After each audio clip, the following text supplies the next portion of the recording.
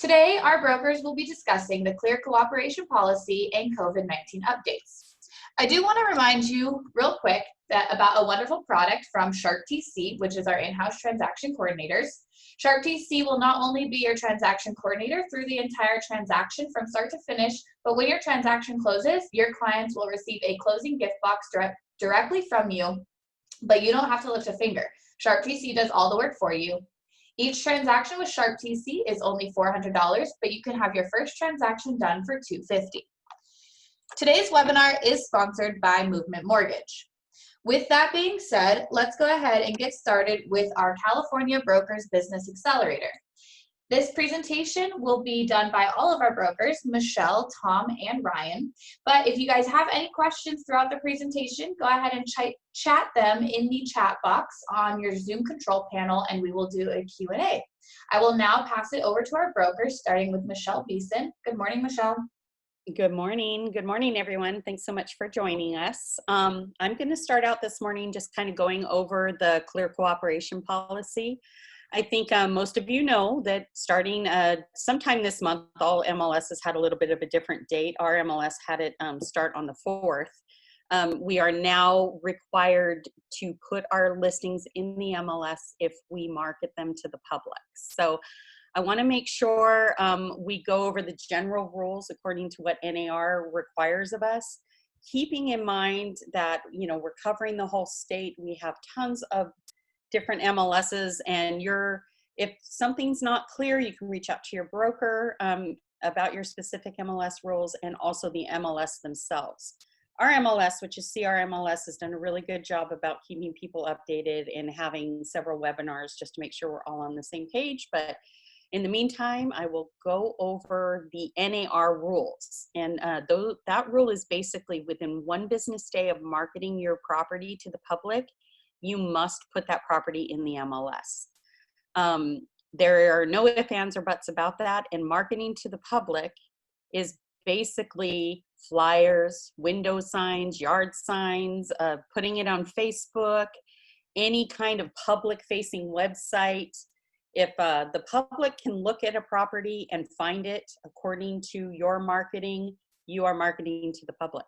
So we got to make sure, guys, that we put all of our listings in and we follow these rules. I'm not sure about the other MLSs. I can't really speak to that, but I can tell you the fines for CRMLS are 1% of the listing price. So it is capped, a minimum of 500, a maximum of, I believe it is 5,000, but let me check on that. I knew this, but haven't had enough coffee apparently today. So keep in mind that the fines are very, very, very hefty. So you definitely want to follow these rules. Every MLS may be defining the public different, and I can only speak to what CRMLS and TIGAR and all of them in my area do. They define the public as anyone that has not signed an agency disclosure form with you in the last year. So if you've spoken with somebody, if you've got them in your database and they want to see a house, they reach out to you and they want to see a house.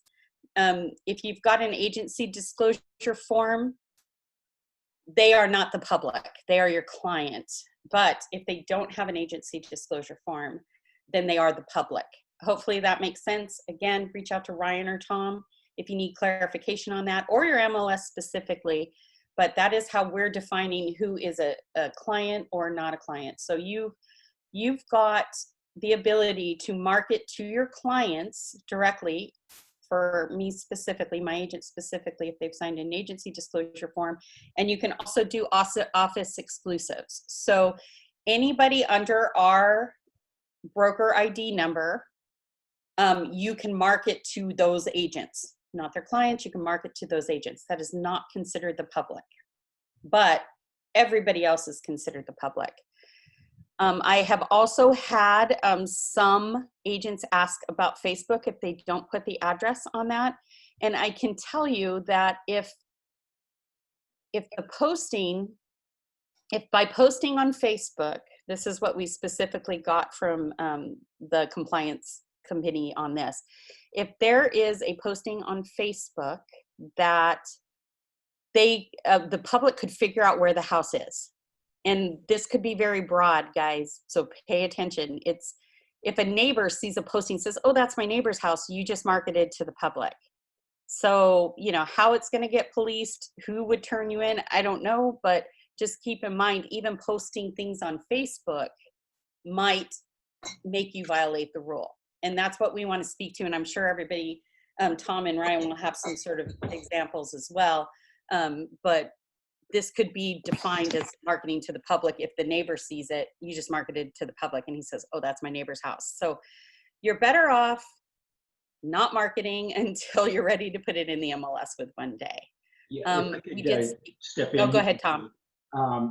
Keep in mind, when it comes to having a listing or a listing that you're not at the current time marketing to the public, like Michelle said, a neighbor might get a hold of it. If a neighbor's a realtor, they're going to get a hold of it. I mean, a complaint to the MLS or to the local board could come from any number of directions. It could be just a jealous agent that didn't get the listing that went for it. So, you're just better off being conservative. And if you're not sure exactly what you should do in a situation, number one, call your broker. Number two, call the board to say, hey, I got this situation. What can I and what can I do? Michelle mentioned earlier that her board is doing training on that. So are the boards here in San Diego, as well as the greater Orange County and LA market. So with the changing and how are they going to enforce it? That's really going to be your best source of information. But start with your broker, and then you can get direction from there on how best to move forward.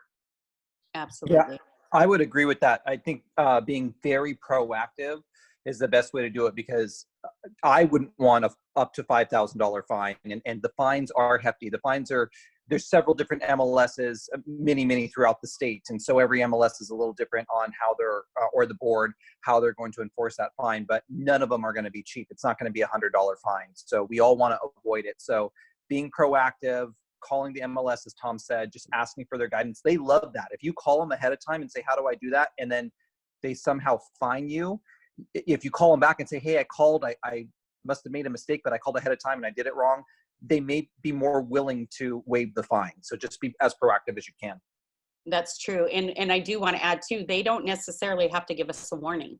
So right. I've heard some are giving warnings. I've heard some aren't giving warnings. They're just fining. I've heard there's progressive fines. So, your first one might not be awful, but I've heard of some going as high as $10,000. So yeah. Again, guys, this is serious stuff. So we want to make sure you're aware of the general rules, which is 1 day of marketing, and anything can be construed as marketing. I've got a lot of, my agents are clever and they're trying to find ways to market things. But I think in this case, almost anything can be flipped around to be marketing to the public. So that's important to follow the rules. We just, at Allison James, we follow the rules. We're a good group and we like the rules and we follow them. So let's keep that going.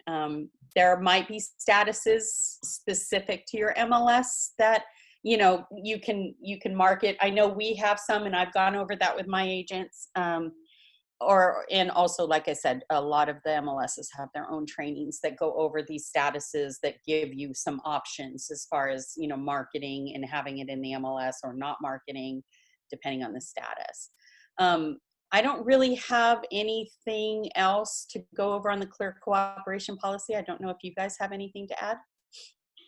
Again, I'm just going to say, you're so much better off if you're going to make a mistake, err on the side of caution.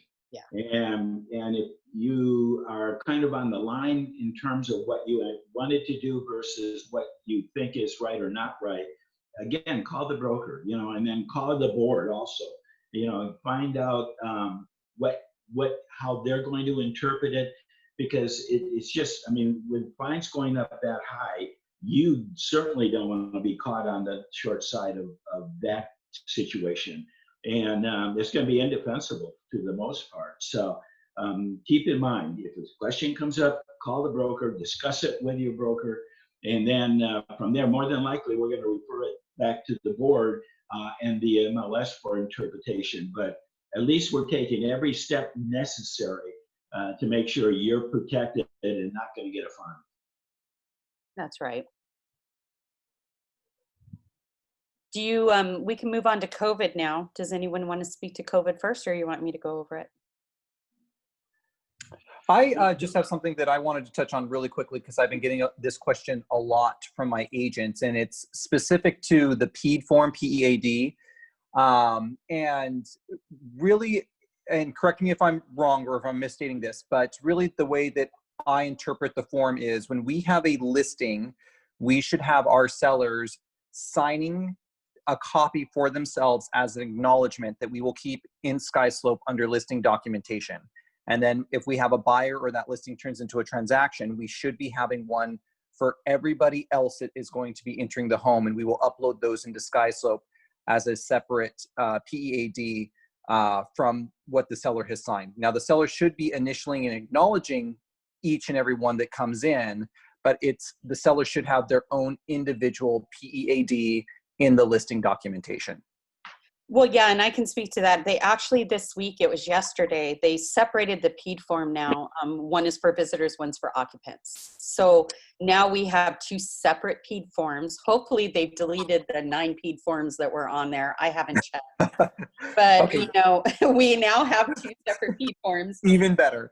Yeah, and one is for the occupant, one is for the buyers. And yes, you're right. One thing that Car Legal did, I was speaking with Gov Hutchinson on Tuesday, and he did say that it's not crucial that the sellers initial the bottom, just that it's delivered. So, you know, if you've got several PEADs and the seller's not initialing them, as far as when you've got a buyer, Gov Hutchinson is saying that's okay. As long as it's delivered, you just have to show proof of delivery. Right. He said that's perfectly fine. But your sellers should absolutely have their own signed PEAD. Now it's separate, guys. So when you go into your car forms, you're going to see a seller PEAD and a buyer PEAD. And so if you have a PEAD saved in a transaction already, you'll want to make sure to either remove that or update it because it'll have a previous version saved in there. So, exactly. Mhm. Exactly. So that should make that a little bit easier for all of us. And like I said, I hope they've deleted. Last time I checked, they had 9 PEAD forms on there. And Yeah. It didn't make sense. But apparently Car Legal doesn't have a jurisdiction over the forms. So we were waiting for the forms committee to delete all of those. Oh boy. And so there have been, I'll just touch on it really briefly. We're not going to go into the details of the form, but there are updated forms now. The PEAD is one that they updated this week. The coronavirus listing addendum was also updated this week. And last week, I don't know if that was statewide, but last week the new Cal OSHA guidelines. And guys, I just want to say this is not CAR making these guidelines that are saying we've got to clean before properties and after properties and the listing agent is responsible for this. This is not CAR, this is Cal OSHA. And CAR is trying to get these best practices that were updated also this week, modified to be a little more reasonable, but that hasn't happened yet. So there are some rules that need to be followed, but they did update. The new guidelines were posted, I believe, on Friday, might have been Monday. So you should have a link. We are required to have a link according to Cal OSHA's guidelines that we are required to follow. We're required to have a link in our somewhere in our MLS, in our private remarks, or as an attachment, however you need to do it in your MLS. But in order to remain compliant, make sure you guys have reviewed these new guidelines. Talk to your broker about the new guidelines, but they are there and they're a little unreasonable. I'm kind of hesitant to even go over it too much because I have a feeling next week it's going to be different again. Every week we've got something different here. But for now, you are required to clean before and clean after as the listing agent. They specifically have this responsibility of the listing agent. You are also required to provide masks and hand sanitizer. They have removed gloves and they have removed booties. because the booties we're already getting slip and fall lawsuits on the booties. So even though the booties, from what I understand, they are still in the guidelines, Car Legal is saying do not do booties because of the lawsuits and the litigation that is arising from the booties. So, we're required to clean before, we're required to clean after a showing. We still not are allowed to have open houses. Not to say you can't on a Saturday schedule multiple showings as long as you're cleaning before and after, but don't call it an open house, because then somebody's going to have a fit and turn you in because they think you're having open houses. So, those are the guidelines that have changed this week. If you go on car.org, you can find the link to the new showing guidelines that are there, and you can link it in your MLS so you remain compliant. And then we've got the 2 new PED forms, and we've got the listing coronavirus addendum.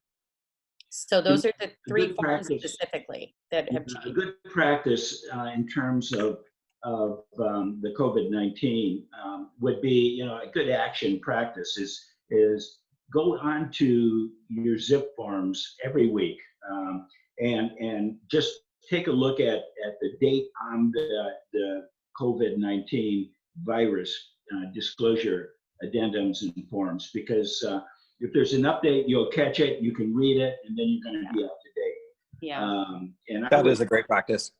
Yeah, and you can also get the red alerts on car.org. If you go on car.org, there will be a bar that says red alerts. And if I've gotten to, now I check them every morning, these red alerts, and that'll keep you very updated as far as the changes as well. Yeah, because they're changing these forms all the time. And you might get a change on Monday and then turn around and have a new change on Wednesday. So you just have to stay on top of it.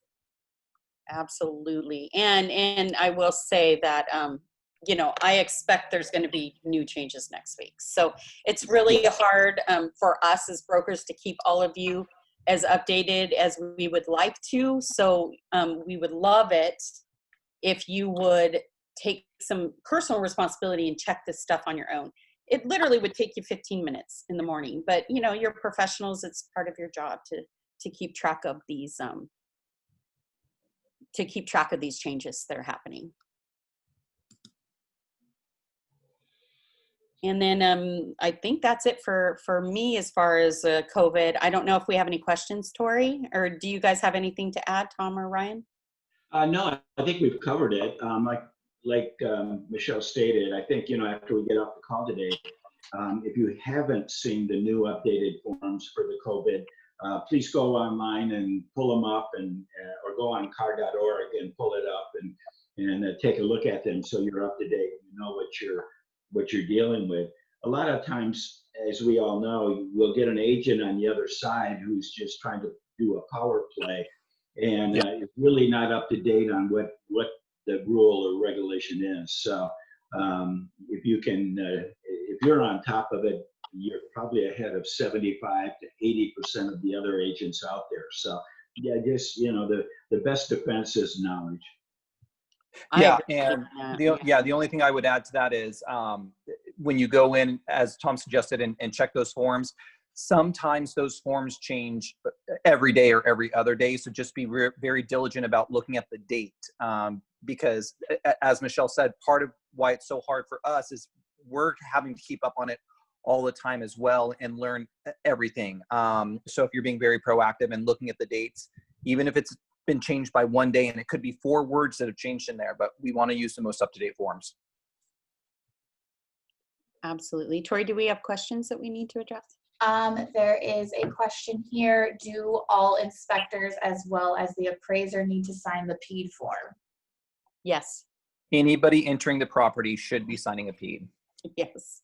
And guys, just to speak to the PED form, the PED is considered good for the day. There's some gray area on that. Like, can you have a PED form signed the day before and show a property the next day? Yes, the consensus with Car Legal is that is acceptable. But the PED is not good for the entire time you show the property, because every time that your client signed that PED form, and I'm not talking about sellers, I'm talking about buyers, entrants. Every time they sign that PED form, they're certifying that they're well, that they're not sick. they're making a statement that they'll follow the rules of that showing and that they're not sick. So we do need a new PED form for every showing. And the PED form is not address specific anymore. It's more date specific. So you can put multiple addresses on the PED form. Yeah. And just be proactive, everybody. There is absolutely no doubt there will be litigation that will come out of COVID-19. There's just no doubt about it. So the more we can stay ahead of it and protect our clients, the better protected you and your license and your clients will be. Perfect. 100%. Let's see. Sorry, Michelle, did you have something else to add? No, I said 100%. I'm just. Oh, okay. Great. Can one of you talk about cleaning procedures for vacant homes, if you have anything to add on that? They're exactly the same as occupied homes. There's no difference. Okay. Another question we have is, where on the MLS listing do we add the showing guidelines? For us, Miriam, I see that's you. We put it, it's a link. Just you'll go on car.org. You'll find if you go on the COVID, there's a specific COVID page on car.org. You can click and find the link to the guidelines and just post that link in your private remarks of the MLS. Our MLS won't allow us to put them in the public. Yeah, same with ours. Tom, is that the same for yours as well?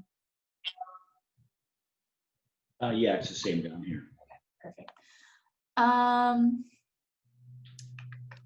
Give me just a second.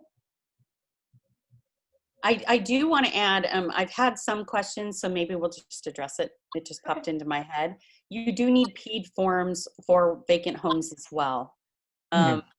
Absolutely, you need PED forms regardless. I mean, I think Tom and I talked about this, if I'm not mistaken, have them sign them for vacant listings too. I mean, it's just a protection for you guys. So. Okay. And then someone is asking for those agents that have an office, and you guys can definitely clarify this. Is there any requirements for them to do anything more than what they're already being asked to do as far as the guidelines to make sure they're in compliance? CAR has specific procedures that they have published on their website. It is not easy to open up offices. You need to the guidelines require you to take temperatures, to limit the amount of people, to practice social distancing. So if you're looking at opening an office, you need to make sure you go on car.org and look at those guidelines. It's a guidebook that they've published that says this is what you need to do to open your office. And just to tag on that a little bit, I don't know how many clients typically are walking into an office pre-COVID-19. I mean, that's part of why we have a virtual brokerage. Clients do it, but now you add this layer of people not wanting to interact as much anymore. So my guess is that we won't see a lot of interaction in the offices, but that's not a reason for us not to be going through and being diligent, because all it takes is the DRE finding out that we're not being diligent about the guidelines, and they'll be happy to shut down an office over it. Oh, absolutely. And keep in mind, the guidelines also refer to agents, not just the general public. So like If agents are coming in, do you have somebody posted at the door to take their temperature? It's just, I don't think we're quite there yet, guys, is what I think is the important thing to note. You can do it, but there's so many guidelines, and you've got to follow them. You've got to follow the guidelines. All right, perfect. It looks like we actually have all of our questions answered. Let me just double check. Yeah, it looks like we are good to go. But as all of you know, as our agents, you're able, if any questions do come up throughout this time or anytime at all, of course, you can reach out to your brokers individually and ask those questions.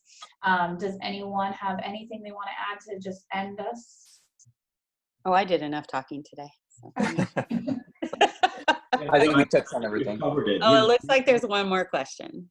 The general plan is CAR Legal. So the question is, does AJI have a general plan that includes branch offices, or we are always going to refer to CAR Legal's guidelines. So you can download that guidebook on car.org, and that'll give you the guidelines right there. Perfect.